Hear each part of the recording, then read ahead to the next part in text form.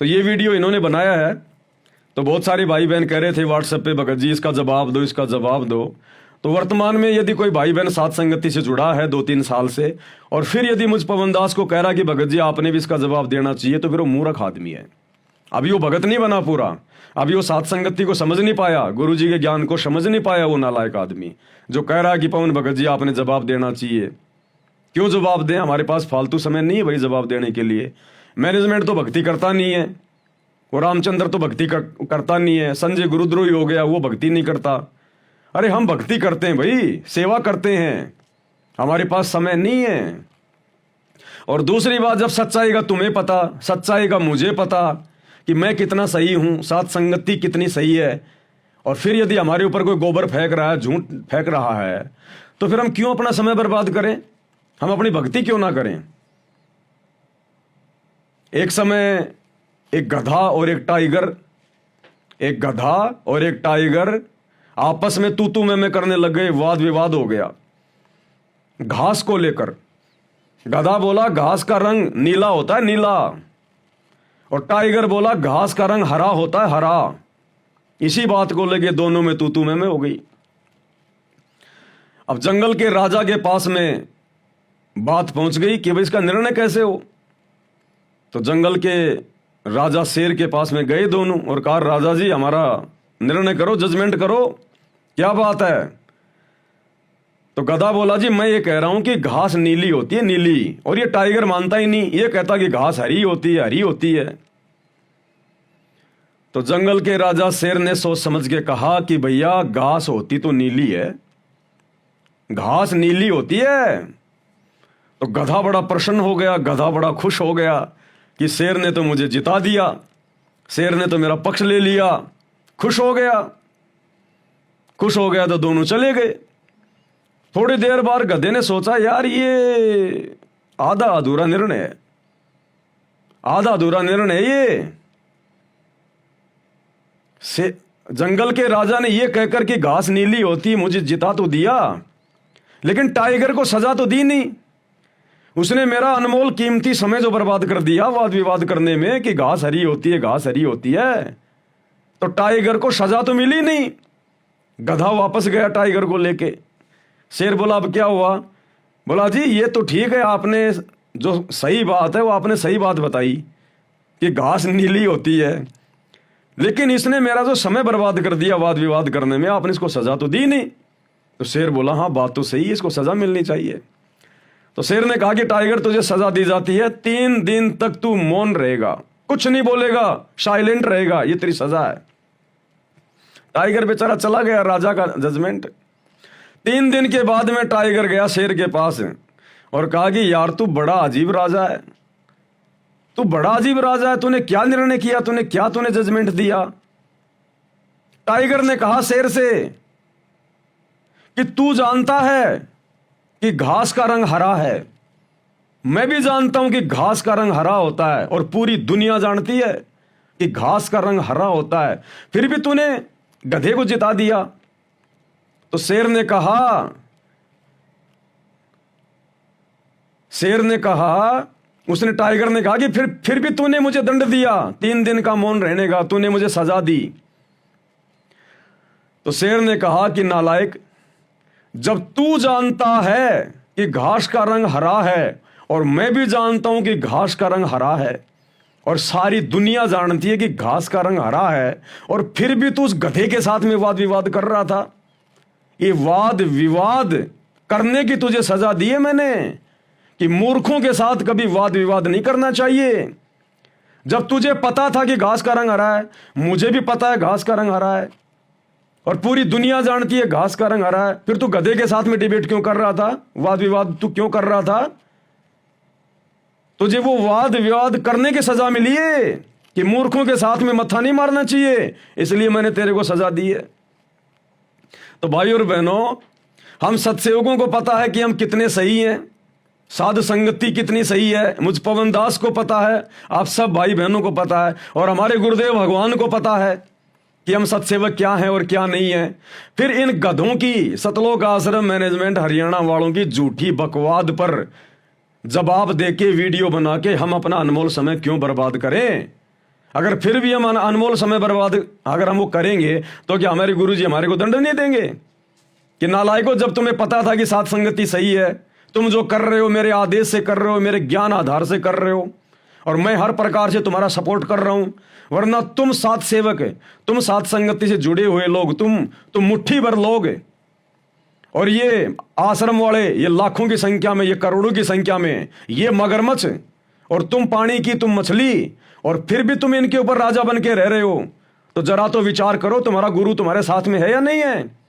अरे एक ही तालाब में मगरमच्छ और मछली, और फिर भी ये मगरमच्छ उस मछली का बाल बांका नहीं कर पा रहे, तो थोड़ा बहुत तो विचार करो नालायकों, तुम्हारे साथ परमात्मा है या नहीं है? फिर क्या वाद विवाद करना उनके साथ में, उनका काम तो भोगने का, भोगते रहेंगे। इसलिए भाई और बहनों, दास फालतू में वाद विवाद नहीं करना चाहता। परमात्मा ने दास को जो सेवा बख्शी हुई है, ये सेवा तो भाई साहब ब्रह्मा विष्णु महेश को भी नसीब नहीं है। वो भी रोते हैं, तरसते हैं इस सेवा के लिए, जो सेवा इस बंदी छोड़ सतगुरु रामपाल जी भगवान ने इस कुत्ते के ऊपर बख्शी हुई है। ये तो आश्रम वालों के शौपन में भी नहीं है, उनके नसीब में भी नहीं है, जो सेवा दास को परमात्मा ने जो बख्शी हुई है। ये पुस्तकें आप सबने पढ़ी होंगी, लेकिन ये पुस्तकें संदेशा क्या दे रही हैं, गुरुजी समझाना क्या चाहते हैं, वो इस दास के माध्यम से परमात्मा ने आप संगत तक दिया संदेशा। ये पुस्तक मुसलमान नहीं समझे ज्ञान कुरान, इस पुस्तक को लाखों भक्तों ने बांटा और दुनिया वालों ने पढ़ा, लेकिन वास्तव में ये पुस्तक संदेशा क्या देना चाहती है, ये कल 26 मार्च 2025 रात्रि 8 बजे से जब आप लाइव वीडियो देखेंगे साथ संगति के, तब आपको पता चलेगा इनमें कितना गूढ़ रहस्य छुपा है। ये जगत को तो समझाएंगी अगर कोई समझना चाहेगा तो, ये भक्तों की भी आंखें खोलेंगी, हम भक्तों को भी दृढ़ करेंगी। ये पुस्तकें ये केवल स्पेशल मुसलमान समाज के लिए नहीं है, इनमें बहुत गहरा ज्ञान है, गूढ़ ज्ञान है इनमें। तो ये जिस पर गुरु दया करेगा वही गुरु के द्वारा लिखी गई पुस्तकों के सार को समझा सकता है, नहीं तो भाई गुरु ने ढेर लगा दिया पुस्तकें लिख लिख के, आज तक कोई समझा पाया क्या, आज तक कोई एक शब्द भी बोल पाया क्या उन पुस्तकों पे? ये जीने की राह पुस्तक बांट बांट के सबके घर भर दिए आश्रम वालों ने, लेकिन जीने की राह पुस्तक के एक भी पॉइंट पे आश्रम वाले नहीं चल पा रहे, क्योंकि इन पे गुरु की रजा नहीं है, गुरु की मेहर नहीं है। तो भाई और बहनों, हमने फालतू की इन बकवादों में अपना समय बर्बाद नहीं करना है। अगर अब भी किसी को शंका है, संदेह है, ये वीडियो तो आते रहेंगे मैनेजमेंट की तरफ से, ये झटके तो लगते रहेंगे भैया। जो कच्चा माल होगा साथ संगति में, जो कच्चा भगत होगा, गुरुजी उनको बाहर निकालेंगे ना, तो झटके तो लगेंगे। इनके तो पहले भी ऐसे ना जाने कितनी वीडियो आ गए मेरे ऊपर। अगर पहले वाले वीडियो इनके सही होते और संगत अगर समझ जाती, तो बार बार वीडियो बनाने की जरूरत क्यों पड़ रही है इनको बार बार वीडियो बनाने की जरूरत क्यों पड़ रही है मेरे ऊपर? अगर इनके द्वारा बनाए गए पहले वाले वीडियो से संगत अगर मुझे गुरुद्रोही मान लेती, तो बार बार वीडियो बनाने की जरूरत क्यों पड़ रही है? एक वीडियो काफी होता है, समझदार को तो संकेत ही काफी होता है। लेकिन अब इन लोगों को लग रहा है, क्योंकि देखो भक्ति ये करते नहीं, मर्यादा किसी की सुरक्षित है नहीं, सबके सिर पे काल बैठा है, गुरु को सब लोग मानुष मानते हैं, कागज के टुकड़े को भगवान मान के पूज रहे हैं, तो गुरु तो इनके हृदय में है नहीं, तो भक्ति तो इनकी बन नहीं रही। ऊपर से गुरु जी के परिवार ने मर्यादा सबकी तुड़वा रखी है, गंदी राजनीति करवा के, स्टेडियम बनवा के, जाटों की धर्मशाला बनवा के, कुपात्रों को आरक्षणों में जो है करोड़ों रुपया चंदे के रूप में दे के उन जाटों को, गुंडों की सीबीआई जांच करवा के, दुनिया भर की राजनीति करवा के, तो मर्यादा किसी भगत की सुरक्षित है नहीं, तो भक्ति इनकी बन नहीं रही, गुरु का आशीर्वाद है नहीं। जो पहले वाली भक्ति है वो इन्होंने अपनी खाकर छी, वो इन्होंने कर दी खत्म। अब इनके अंदर बेचैनी हो रही है, बेचैनी। सतगुरु रामपाल जी की भक्ति से जो आत्मिक शांति एक आत्मा में होनी चाहिए ना, वो इन आश्रम वालों में नहीं है। इनमें अंदर से बेचैनी है, क्योंकि सिर पे काल बैठा है, तो सिवाय बकवादों के इनको कुछ नहीं सूझ रहा इनको। तो संगत जाए तो कहां जाए? कब तक आप झूठ के सहारे? अरे कब तक? जैसे गुरुदेव ने बताया ना कि क्या होता था, जैसे कोई गाय वगैरह, कोई भैंस वगैरह जब वो बच्चा देती थी, तो बच्चा तो माँ का दूध पिएगा। अब बच्चा सारा दूध पिए जाएगा तो किसान फिर निकालेगा क्या? तो क्या करते थे, थोड़ा बहुत तो उसको दूध पिला दिया करते थे, और उसके बाद में उस गाय या भैंस का जो बच्चा होता था उसके मुंह में किसान अपने 2 उंगली दे देता था, मुंह में 2 उंगली। अब वो गाय या भैंस का बच्चा उनको अपनी माँ के वो थन समझ के थोड़ी देर तो उनको चूंकता, चाटता, और थोड़ी देर बाद में उसमें दूध कुछ आता नहीं उनमें, तो फिर वो छोड़ देता। तो मैनेजमेंट वालों ने जबरदस्ती संगत के मुंह में उंगली दे रखी है गुरुजी का नाम लेके, जबकि आश्रमों में मर्यादा नहीं है। आत्मा को वो आनंद नहीं आएगा वहां, धीरे धीरे धीरे धीरे। कब तक आएगा? कब तक मूर्ख बनाओगे तुम गुरुजी के नाम पे? तो संगत वालों को धीरे धीरे आभास हो रहा है कि जो चीज हमारी आत्मा को चाहिए, जो दृढ़ता, जो मर्यादा, जो भक्ति, जो गुरु आशीर्वाद, गुरु की मेहर, गुरु की रजा, जिसके लिए आत्मा भटक रही है, अब इन आश्रमों में आत्माओं को नहीं मिल रही। तो धीरे धीरे आत्माएं पीछे हट रही हैं, अब रुचि नहीं ले रही, क्योंकि मर्यादा सबकी खंडित। तो अब क्या करेंगे? अब बताओ, ये बकवाद ही करेंगे। अब ये जब संगत इनके आश्रम में आना धीरे धीरे डाउन हो रही है, लोग इतना पैसा दे नहीं रहे जितना पैसा लोग पहले दे रहे थे आंख बंद करके। अब साथ संगति के वीडियो देख के लोगों को समझ में आ गया, तो अब ये वीडियो बनाएंगे फालतू में, और क्या करेंगे ये? अब इन मूर्खों को ये नहीं पता कि भाई भगवान ने खड़ा कर रखा है, परमात्मा करवा रहा है जो भी कुछ करवा रहा है। इस पवन दास की औकात नहीं है। तो दास पहले बार बार ये बोलता आया है कि इस पृथ्वी पर, इस 21 ब्रह्मांड में इस पवन दास को 2 ही कारणों से नीचे बैठाया जा सकता है। या तो खुद ये पवन दास कोई ऐसी कोई गलती कर दे जिससे गुरुजी नाराज हो जाएं और मैं ऑटोमेटिक नीचे बैठ जाऊं, या फिर मेरा गुरु, मेरा परमात्मा सतगुरु रामपाल जी भगवान ही मुझे नीचे बैठा सकता है।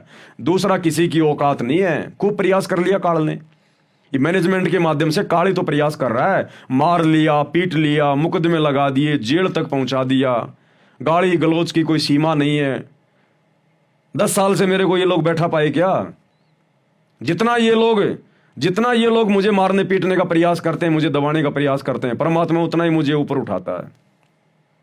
तो या तो ये पवनदास अगर काल प्रेरणा से कभी ऐसी कोई गलती कर दे तो मैं नीचे बैठ जाऊंगा, या फिर मेरा गुरु ही मुझे नीचे बैठा सकता। बाकी किस ब्रह्मांड में किसी की औकात नहीं है। ये दास पिछले 8 साल से बोलता आ रहा है, लेकिन समझ में नहीं आ रही मूर्खों की बातें। तो ये वीडियो टोटल बकवास है, टोटल बकवाद है। आप देखना चाहो तो आपके समय की बर्बादी है, क्योंकि साथ संगति में किसी को डराया नहीं जाता, किसी को धमकाया नहीं जाता है, यहाँ किसी का पीड़ा पर्चा नहीं निकाला जाता, किसी को गुरुद्रोही घोषित नहीं किया जाता। यहाँ तो भैया जो सच है वो बताया जाता है, और सब स्वतंत्र हैं। साथ संगति में किसी पे आज तक ना कोई दबाव डाला गया, ना कोई दबाव डाला जाता। मैं पवनदास तो खुल के कहता हूं, मैं तो किसी को बांध के रखता ही नहीं, ना मैंने कोई आश्रम खोल रखा कि भाई मेरे आश्रम में इतने भगत आ रहे हैं। मैं तो खुल के कहता हूं, चाहे सारे जाओ, अगर जितने भी सत्सेवक जुड़े हैं साथ संगति से, अगर आश्रमों में जाना चाहें भैया वेलकम, अभी जाओ, तुरंत जाओ। पवनदास की तरफ से कोई शंका नहीं, कोई डर नहीं। पवनदास किसी को बांध के नहीं रखता, ये बांध के रखने का मार्ग नहीं है। मैं संगत का ठेकेदार नहीं हूं, मैं केवल अपने गुरु के आदेश की पालना करता हूं ज्ञान आधार से। जो मेरा वर्तमान में उनकी गैर हाजिरी में जो कर्तव्य है भाई बहनों को समझाना, मैंने आज तक किसी को बांध के नहीं रखा। और मैं तो सब भाई बहनों को हमेशा यह कहता हूं पिछले 10 साल से कि मुझ पवनदास की भी हर बात पे आंख बंद करके विश्वास मत करना, जब तक आप मेरे द्वारा बनाए गए वीडियो को गुरुजी के ज्ञान से मेल ना कर लो। मैं तो खुद कहता हूं, तो पवनदास कौन है रोकने वाला? जाओ सारे ही।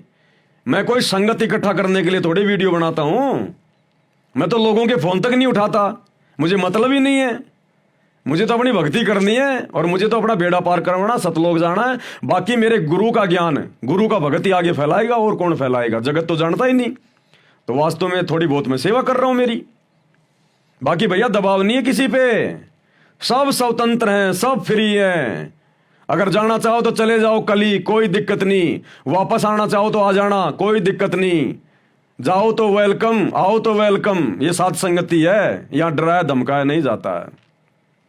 भाई जो गुरु बचन पे डट गए, कट गए फंद 84 के, कट गए फंद 84 के, कट गए फंद 84 के।